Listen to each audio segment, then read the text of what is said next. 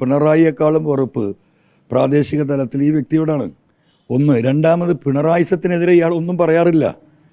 ഇന്ന് വരെ അദ്ദേഹത്തിന് ഫേസ്ബുക്കിൽ പോലും പിണറായിക്കെതിരെ പോസ്റ്റ് ഇട്ടിട്ടില്ല. മലപ്പുറം ജില്ലയിലെ ഈ മനുഷ്യരെ മുഴുവൻ ഈ രീതിയിൽ പീഡിപ്പിക്കപ്പെട്ട് കേസിൽ കുടുക്കിയപ്പോൾ അദ്ദേഹം വായ തുറന്നിട്ടില്ല. ഈ മലയോര കർഷകർ ഈ രീതിയിൽ ദുരന്തം അനുഭവിച്ചപ്പോൾ അതിനെതിരെ KPCCയുടെ ജനറൽ സെക്രട്ടറി കൂടിയാണ് അദ്ദേഹം. എന്തുകൊണ്ട് ഈ മലയോര മേഖലയിലെ വയനാട് പാർലമെൻറ്റിലെയും തൊട്ടടുത്ത മണ്ഡലങ്ങളിലെയും ജനങ്ങളെ ഒരുമിച്ച് കൂട്ടി ഒരു ശക്തമായ പോരാട്ടത്തിന് അദ്ദേഹം തയ്യാറായില്ല? അദ്ദേഹം ഈ നാടിന് വേണ്ടി എന്താ ചെയ്തത്?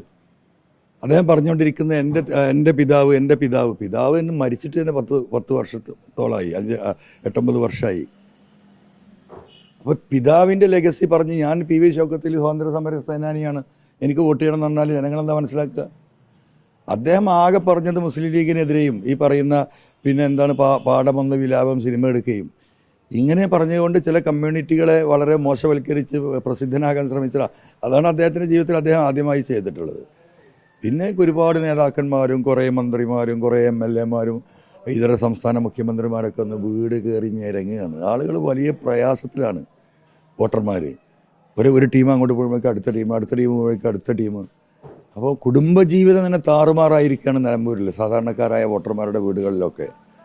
ഇതൊക്കെ വലിയ രീതിയിൽ പ്രതിഫലിക്കാൻ പോവുകയാണ്. ഇനി നിങ്ങൾ ഇങ്ങോട്ട് വരണ്ട എന്ന് പറഞ്ഞാലും അവർക്ക് ബോർഡ് വെക്കാൻ പറ്റുമോ? വോട്ട് ചോദിച്ച് ഇങ്ങോട്ട് ആരും വരരുതെന്ന് ബുദ്ധിമുട്ടിക്കുകയാണ് മനുഷ്യരെ അങ്ങേയറ്റത്തെ. എല്ലാം പ്രകടനപരതയിലപ്പുറം ആത്മാർത്ഥത ഇവർക്ക് ആർക്കും ഈ വിഷയത്തിലില്ല എന്നത് വസ്തുതാപരമായി നിലമ്പൂരിലെ വോട്ടർമാർ മനസ്സിലാക്കിയിട്ടുണ്ട്.